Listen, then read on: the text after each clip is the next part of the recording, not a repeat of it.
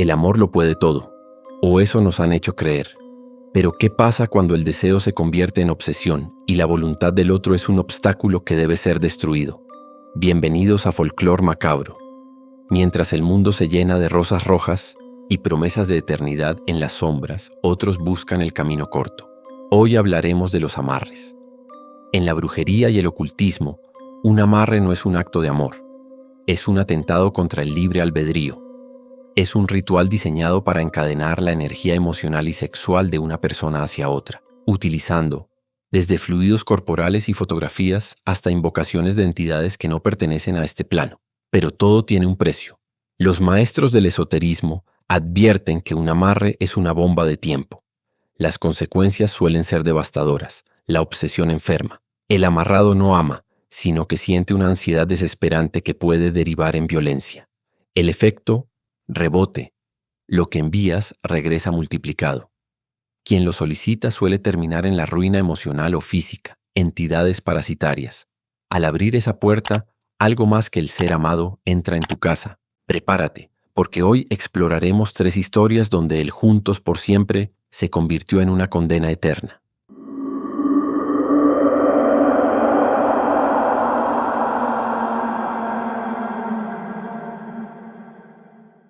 Dicen que un hilo rojo invisible conecta a aquellos que están destinados a encontrarse, sin importar el tiempo, el lugar o las circunstancias. El hilo se puede estirar o enredar, pero nunca romperse. Es una historia hermosa, ¿verdad? Pero en el mundo de lo oculto, toda luz proyecta una sombra. Y a veces, ese hilo no te une a tu alma gemela por amor, sino por una deuda de sangre y una obsesión que trasciende la tumba. Nuestra protagonista, a quien llamaremos Elena, era una mujer mexicana llena de sueños que vivía en la efervescente Chicago a principios de los años 2000. Trabajaba en una empresa de logística que, tras una fusión masiva, pasó a manos de un gigante corporativo japonés. Con la nueva administración llegaron los ejecutivos de Tokio. Entre ellos estaba Hiroshi. Hiroshi no era como los demás. Tenía una elegancia silenciosa, una mirada que parecía entender el cansancio de Elena tras las largas jornadas laborales. La química fue instantánea. Mientras el resto de la oficina se sumergía en hojas de cálculo, ellos compartían cafés de máquina y conversaciones que se extendían hasta que las luces del edificio se apagaban automáticamente. Él le hablaba de los cerezos en flor, ella de los atardeceres en el Pacífico mexicano. En menos de un año el hechizo se completó. Boda civil, maletas hechas y un boleto de avión solo de ida hacia Japón. Elena creía estar viviendo un cuento de hadas, Transcontinental. No sabía que el hilo rojo ya empezaba a apretarle la garganta. Llegaron a una casa en las afueras de Chiba. Era una construcción que mezclaba lo moderno con lo tradicional, rodeada de un silencio que a Elena le resultaba ensordecedor. Estamos en el año 2002. No había smartphones, no había redes sociales instantáneas. El único vínculo de Elena con su familia era una vieja computadora de escritorio donde el sonido del inicio de MSN Messenger era su único consuelo. «No te preocupes, mi amor», le decía Hiroshi. «Pronto te inscribiré en clases de japonés. Por ahora, descansa. Yo cuidaré de todo». Pero las clases nunca llegaron. El dinero tampoco. Hiroshi empezó a cambiar. El hombre dulce de Chicago se disolvió en el aire húmedo de Japón. Llegaba tarde, a menudo oliendo a sake y cigarrillos, bajo la excusa de los nomikai, reuniones de trabajo. Elena, sola en una casa donde no entendía los sonidos del viento ni las etiquetas de la despensa, se convirtió en una sombra. El primer golpe de realidad llegó con la lavandería. En el cuello de una camisa de Hiroshi, Elena encontró una mancha inconfundible, el de un pintalabios rojo. Cuando lo confrontó, la respuesta de Hiroshi fue una frialdad gélida. Los suegros que vivían cerca eran como estatuas de piedra. Cuando Elena intentaba comunicarse con su precario japonés o señas, ellos simplemente apartaban la mirada. Parecían saber algo que ella no. La soledad se transformó en desesperación y la desesperación en conflicto. Elena exigía su independencia, quería aprender el idioma, quería volver a ser la mujer fuerte que dirigía equipos en Estados Unidos. Pero en esa casa, ella solo era una propiedad. Las peleas subieron de tono. En una ocasión, tras un reclamo, por una nueva mancha en su ropa, Hiroshi mostró una fuerza que ella no conocía. El forcejeo la dejó con moretones en los brazos. Él, inmediatamente después, se hundió en un mar de lágrimas y disculpas, arrodillándose y jurando que el estrés del trabajo lo estaba volviendo loco. Elena ya no le creía. Tras la tercera agresión, ella gritó la palabra prohibida: divorcio. Me voy, Hiroshi. No me importa cómo, pero regresaré a mi país. Él no gritó, no lloró. Se quedó en silencio con la cabeza baja. Al día siguiente llegó con una pequeña caja de madera.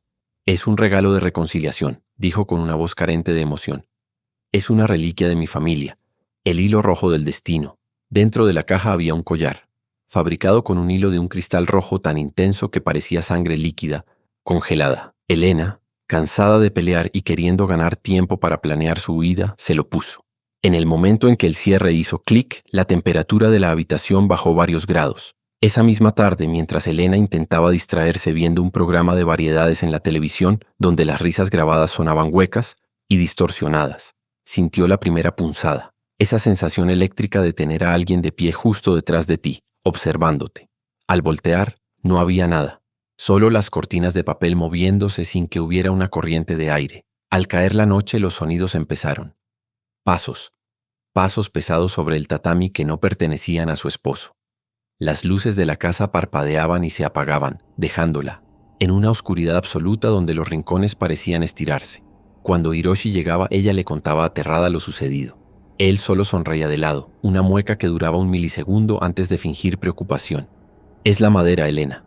Las casas viejas crujen con el frío, pero la madera no camina. Una madrugada, al ir al baño, Elena vio una figura en el pasillo.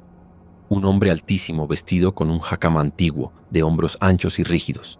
Lo que más la aterró no fue su tamaño, sino su rostro. Llevaba una máscara de teatro Noh, blanca, inexpresiva, con cuencas vacías que parecían succionar la poca luz que había. Elena gritó hasta desgarrarse la garganta, pero cuando Hiroshi encendió las luces, el pasillo estaba vacío. Los días se volvieron una tortura. Mientras cocinaba, veía a través de la ventana a una mujer de cabello negro infinitamente largo, vestida con un kimono negro que parecía absorber la luz del sol. La mujer no caminaba, flotaba. Su rostro era un mapa de arrugas y odio puro. Lo más perturbador era su cabello. Se movía en ondas lentas, como si la mujer estuviera sumergida bajo el agua. La anciana la señalaba con un dedo largo y huesudo, murmurando algo que Elena no podía oír, pero que sentía como agujas en sus oídos. La situación alcanzó su clímax cuando apareció él. No era una aparición humana, era una figura delgada, humanoide, con una máscara negra de la que brotaban cuernos retorcidos y largos. Sus extremidades eran demasiado largas para ser naturales. Esta entidad se quedaba en las esquinas del techo, observando a Elena con una fijeza depredadora. Una noche, mientras Hiroshi cenaba en silencio, la criatura descendió lentamente detrás de él.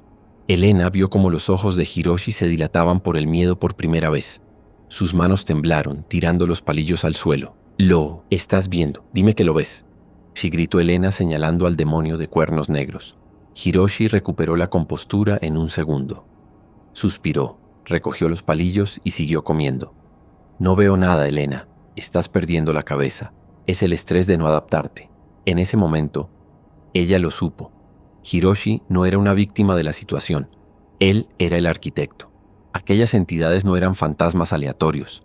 Eran los guardianes de un contrato que ella no había firmado. A la mañana siguiente, con el corazón martillando contra sus costillas, Elena no esperó a que Hiroshi se fuera al trabajo. En cuanto él cerró la puerta, ella tomó su pasaporte, el poco dinero que había logrado esconder, y salió corriendo a la calle. No sabía dónde ir, pero el collar de cristal rojo parecía pesarle toneladas, quemándole la piel. Caminó durante horas por los suburbios hasta que encontró a un joven que hablaba un inglés rudimentario. Con lágrimas en los ojos le suplicó que la llevara a la embajada. El joven, al ver el estado de terror de la mujer, la ayudó a llegar a la estación de tren y le indicó el camino a Tokio. En la embajada de Estados Unidos, Elena se derrumbó. Denunció el abuso, el aislamiento y, aunque omitió lo sobrenatural por miedo a que la encerraran en un psiquiátrico, su desesperación era tan genuina que los funcionarios aceleraron su salida del país. Días después, Elena aterrizaba en suelo estadounidense. Sus padres la recibieron en el aeropuerto, sorprendidos por su delgadez y la palidez de su rostro. Al llegar a su antigua habitación en casa de sus padres, Elena lloró de alivio. Había escapado de Japón. Había escapado de Hiroshi. O eso creía. La paz duró apenas 15 días. Elena empezó a tener sueños recurrentes. Soñaba que estaba de vuelta en la casa de Chiba, pero la casa estaba inundada de un agua negra y estancada. Hiroshi estaba en el centro de la habitación, sosteniendo un extremo de un hilo rojo que salía de su propio pecho. El otro extremo estaba atado al cuello de Elena. «No puedes irte», le decía él en sueños, con una voz que sonaba como 1000 insectos moviéndose. «Eres mía». Cada mañana, Elena despertaba con una sensación de asfixia, jadeando por aire. Mirarse al espejo, el horror la paralizaba. Alrededor de su cuello aparecía una marca roja, vívida, como si alguien la hubiera intentado estrangular con una cuerda fina durante la noche. Pronto las apariciones regresaron, pero ahora en su propia casa en Estados Unidos. Veía a Hiroshi parado en la esquina de su cuarto, pero ya no era el hombre que conoció. Su piel era grisácea, sus ojos brillaban con un rojo demoníaco, y sus uñas se habían convertido en garras oscuras.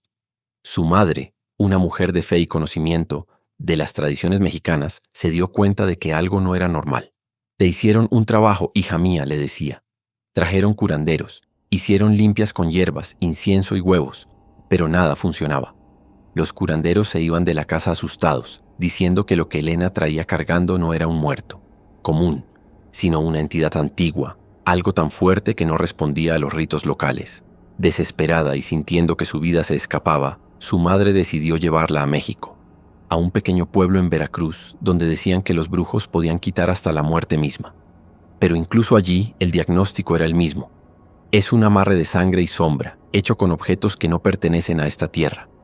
Está diseñado para que si no estás con él en vida, estés con él en la muerte. Una tarde, Elena salió de una iglesia local, sintiéndose más derrotada que nunca. Se sentó en una banca del parque que estaba al frente viendo a los niños jugar. Una anciana que vendía collares y pulseras se le acercó. No le pidió dinero. Simplemente se quedó mirando el cuello de Elena. «Esa cadena que llevas es la puerta por la que entran», dijo la anciana con voz ronca. Elena se llevó la mano al cuello. El collar. Aún lo tenía puesto. En todo el caos, en todas las limpias, nunca se lo había quitado. Parecía haberse vuelto parte de su cuerpo, tan ligero que ya no lo sentía, pero tan presente como una cicatriz. «Quítatelo ahora mismo», ordenó la mujer. «Y no lo tires a la basura ni lo quemes. El fuego solo alimentará a la entidad. Debes entregarlo al mar. Solo la inmensidad del océano, que es más antiguo que los hombres y sus rencores, puede contras». Algo así. Elena se arrancó el collar con tal fuerza que se hizo una herida en la nuca. Al tenerlo en la mano, sintió que el cristal vibraba, emitiendo un calor febril. Le entregó todo el dinero que tenía a la anciana, quien al principio se rehusó, pero acabó aceptando luego de que le dijera que le había salvado la vida. Ese mismo día, Elena, su madre y sus primos manejaron hasta la costa. El sol se estaba poniendo, tiñendo el agua de un color naranja que recordaba al cristal del collar. Elena caminó hasta donde las olas les llegaban a las rodillas. Con un grito de liberación que contenía todo el dolor de esos años, lanzó el collar lo más lejos que pudo. Vio el destello rojo hundirse en el mar. En ese instante, sintió como si una soga invisible que le apretaba el pecho se rompiera finalmente. Pasaron los meses. Las marcas en su cuello desaparecieron. Los sueños cesaron. La figura de Hiroshi no volvió a aparecer en las esquinas. Un año después, Elena recibió una notificación oficial desde Japón a través de la embajada. Hiroshi se había quitado la vida en la casa de Chiba pocos meses después de que ella escapara. Lo encontraron en el pasillo, vestido con un kimono antiguo, rodeado de velas consumidas y fotografías de Elena quemadas. La causa de muerte fue asfixia, pero lo extraño, según el informe policial, era que no había cuerda, ni cable, ni soga. Solo una marca roja alrededor de su cuello. Hoy, Elena es abuela. Vive una vida tranquila y nunca ha vuelto a usar nada de color rojo alrededor de su cuello. Y aunque durante mucho tiempo todo ruido extraño le provocaba un escalofrío, nunca volvió a experimentar nada sobrenatural. ¿Qué te ha parecido esta historia? El amor puede ser eterno, pero la obsesión es una cárcel que no conoce fronteras. Si te ha gustado este relato, no olvides en regalarme un me gusta, suscribirte al canal y activar la campanita.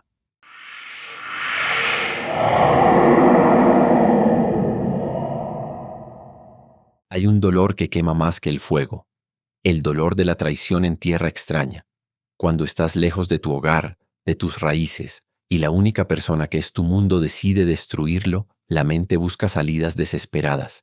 Pero en el mundo del oculto no existen los atajos gratuitos. Esta es la historia de Gabriela, una venezolana que por no querer perder lo que amaba, le abrió la puerta a algo que no sabe cómo cerrar. No hay nada más peligroso que un corazón roto con acceso a la magia negra. Gabriela y Carlos eran la pareja ideal. Ella, con la chispa y la fuerza de Caracas.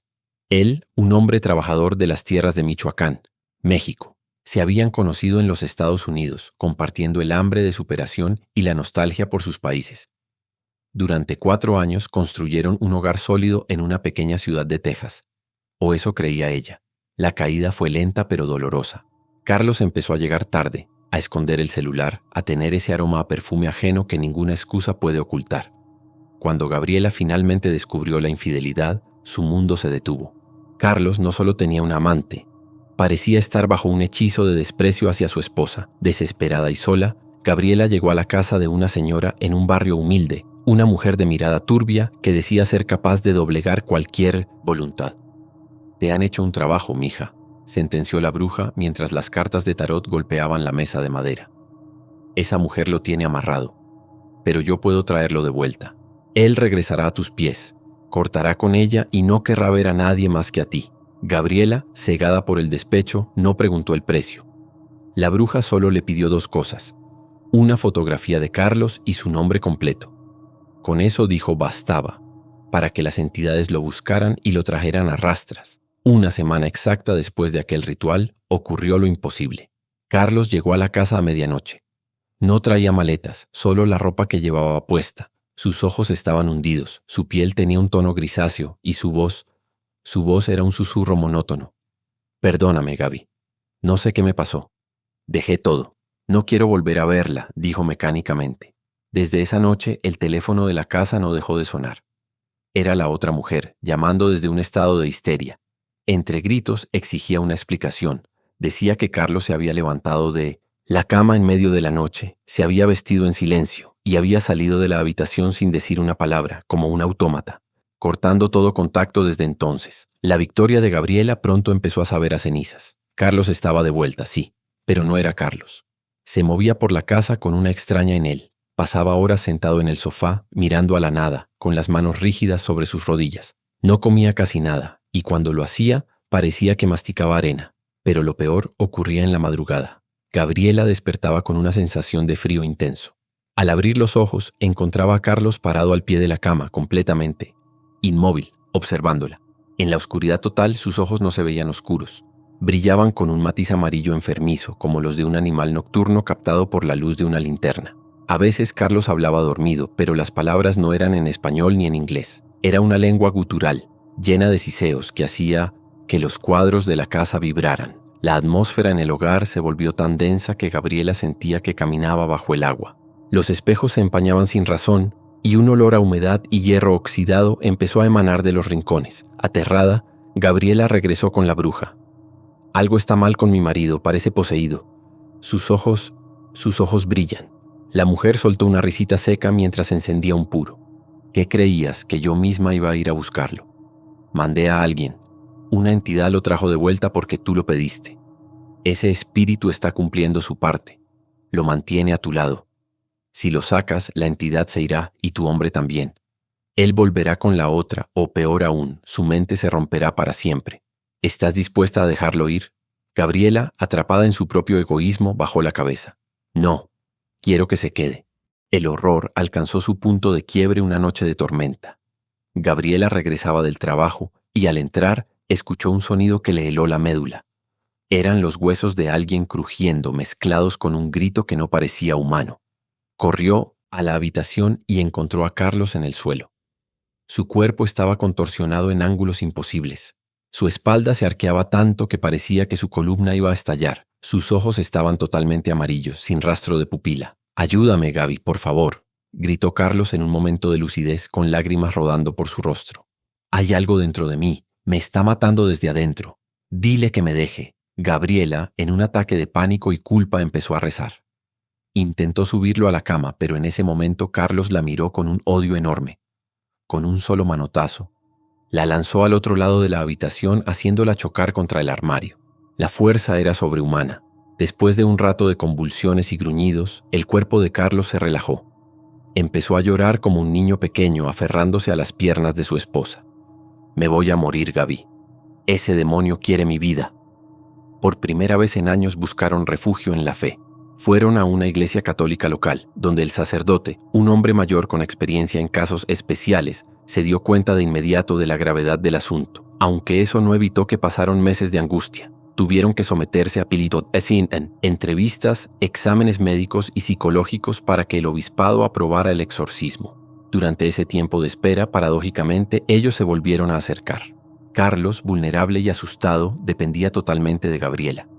Ella lo cuidaba, lo alimentaba y lo consolaba. Pero en el fondo de su corazón, el secreto le quemaba las entrañas. Ella sabía que ese demonio estaba allí porque ella lo había llamado. Sabía que cada vez que Carlos se retorcía de dolor era su culpa, pero no dijo nada. El miedo a que él la odiara y la dejara era más fuerte que su remordimiento. El exorcismo duró 3 días. Fue un evento traumático que dejó a Carlos físicamente agotado y con cicatrices emocionales profundas. Finalmente la entidad pareció retirarse. El brillo amarillo desapareció de sus ojos y la casa recuperó algo de paz. Han pasado 4 años desde entonces. Viven como una pareja normal a los ojos del mundo, pero su vida es una prisión de rituales religiosos. No pueden dejar de ir a misa, no pueden dejar de rezar el rosario cada noche, porque cada cierto tiempo el ambiente en la casa vuelve a ponerse pesado. Carlos empieza a mirar a la nada y Gabriela escucha pasos pesados en el pasillo que se detienen frente a su puerta. El demonio no se fue, se quedó esperando en el umbral. Y ahora, Gabriela nota que la entidad ha cambiado de objetivo. Ya no quiere a Carlos. Ahora, las sombras la persiguen a ella. En sus sueños la bruja aparece riendo, recordándole que las deudas de sangre se cobran con sangre. El sacerdote, durante una confesión privada de Gabriela, le recomendó que les dijera toda la verdad a su esposo, pues el demonio puede estar usando esa mentira para anclarse en su vida. Gabriela salió de la iglesia temblando. Mira a Carlos, que ahora duerme tranquilo a su lado y siente un terror paralizante. Si le dice que ella fue quien lo condenó a esa posesión, sabe que él no se quedará ni un segundo más. Perderá al hombre que amarró. Pero si se queda callada, sabe que el demonio pronto terminará de cruzar la puerta. Y esta vez vendrá por ella. A veces el amarre más fuerte no es el que se hace con fotos y velones, sino el que se construye con mentiras. Gabriela tiene al hombre que quería, pero tiene que compartir su cama con un demonio para conservarlo. Dime, ¿tú qué harías en su lugar? ¿Confesarías la verdad arriesgándote a perderlo todo? ¿O seguirías luchando contra la sombra en silencio hasta que sea demasiado tarde?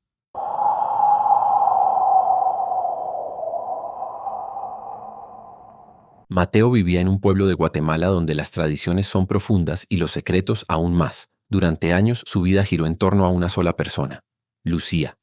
Para él, ella era el centro del universo. Para ella, Mateo era simplemente un buen amigo, alguien en quien confiar, pero a quien nunca podría amar de la forma en que él deseaba. Mateo no aceptaba un no por respuesta. La llenó de regalos, de flores, de serenatas que ella agradecía con una sonrisa forzada que a él le bastaba para alimentar su fantasía. Su amor se volvió tóxico. Mateo empezó a celarla, a espantar a cualquier pretendiente que se acercara a ella, utilizando amenazas y mentiras. Se sentía el dueño de un corazón que ni siquiera le pertenecía, hasta que un 14 de febrero, Lucía se hartó. Mateo, basta, le dijo con firmeza. No quiero tus regalos, no quiero tus llamadas, solo quería tu amistad, pero la destruiste. No quiero volver a verte.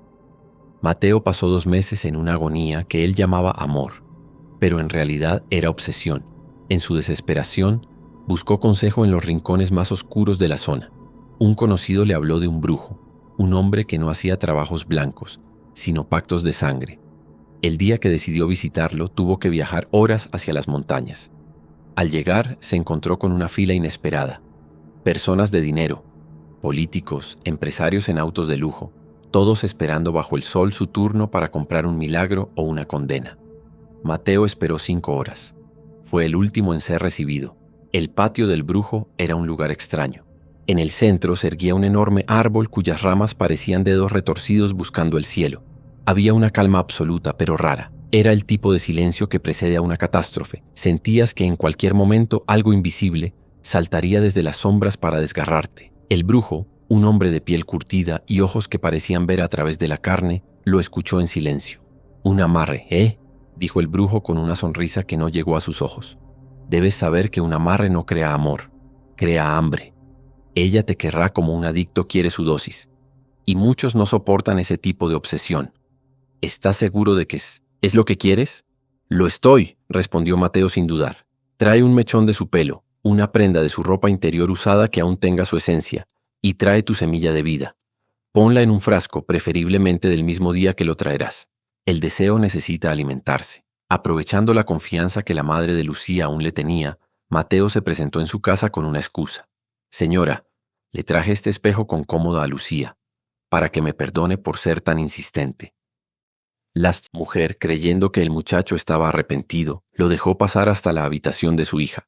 Mientras la señora buscaba un vaso de agua en la cocina, Mateo se movió como un depredador. Tomó un cepillo con cabellos de Lucía y hurgó en la cesta de la ropa sucia hasta encontrar lo que necesitaba. El robo estaba hecho. El contrato estaba en marcha. Al día siguiente de llevarle lo que le pidió, el brujo le entregó un jarrón de barro con un líquido espeso y oscuro que olía a tierra mojada y a algo metálico, como la sangre. Dáselo en la comida, que lo consuma todo. Mateo, recordando las recetas de su propia madre, preparó unos ponquecitos. Mezcló el brebaje con la masa, horneando así la perdición de ambos. Cuando visitó a Lucía con el postre, ella, ablandada por el regalo del espejo, aceptó comer uno. Luego otro y otro.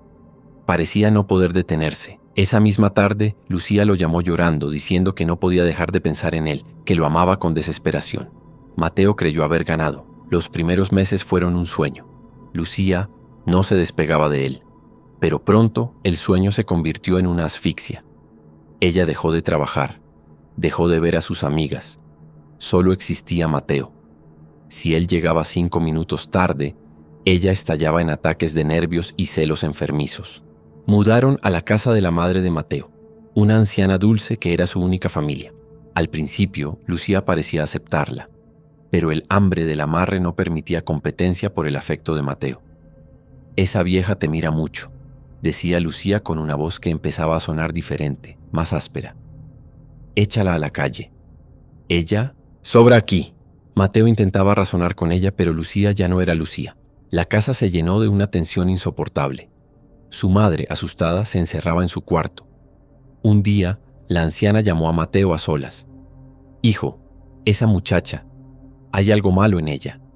Ayer, cuando creía que no la veía, estaba frente a tu fotografía». Le hablaba Mateo. Pero su voz era la de un hombre, profunda, como si viniera del fondo de una cueva. Y las sombras en su cuarto no se mueven con la luz. Mateo no quiso escuchar. Pensó que su madre estaba celosa de su felicidad. Pero esa misma noche los golpes empezaron. Pasos pesados sobre el techo, el sonido de algo arrastrándose bajo las camas. Y las risas. Risas que no eran humanas. Aterrado, Mateo regresó con el brujo. «Algo está pasando en mi casa, Lucía. Está loca y hay sombras por todas partes», gritó. El brujo, sentado bajo aquel árbol maldito, soltó una carcajada seca. «¿Qué esperabas? Mis amarres funcionan porque se pactan con entidades que no conocen la piedad. El demonio que traje para que la atara a ti necesita un lugar donde vivir. No lo molestes. No reces. No intentes sacarlo. Si lo haces, el pacto se rompe y el precio será tu vida». Mateo regresó a casa como un muerto en vida. Estaba atrapado. Tenía a la mujer que quería, pero el precio era compartir su hogar con el demonio. Semanas después, al volver del trabajo, Mateo sintió un silencio absoluto al entrar en su casa. Era como la calma que se sentía en el patio del brujo. Encontró a Lucía sentada en el comedor. Estaba cubierta de un rojo vibrante, de pies a cabeza. Sonreía con una expresión vacía mientras jugaba con sus manos manchadas. «Ya estamos solos. Mi amor», susurró ella con esa voz profunda y demoníaca. «Ya nadie nos va a separar». Mateo corrió a la habitación de su madre. La escena era un cuadro de horror que ninguna mente debería procesar. La anciana estaba sobre la cama, sin vida, con heridas tan profundas y precisas que parecían hechas por garras, no por un cuchillo. Lucía terminó en una prisión, pero su mente ya se había ido hacía tiempo. 6 meses después la encontraron sin vida en su celda. Según los informes, sus propias manos parecían haber ejercido una fuerza imposible sobre su cuello. Mateo quedó solo, o eso pensaba él. Han pasado 20 años. Mateo ha intentado buscar ayuda con sacerdotes, con otros brujos, con curanderos de casi toda Centroamérica, pero todos, al verlo, retroceden. Dicen que no pueden ayudar a alguien que ya tiene el nombre escrito en el libro de abajo. A veces, en las noches de febrero, Mateo siente que el colchón se hunde a su lado. Escucha una respiración pesada y áspera en su oído. Una voz que conoce bien le susurra: «Tú me amarraste a ti. Ahora yo te amarro a mí por toda la eternidad». Mateo sabe que cuando cierre los ojos por última vez no habrá descanso.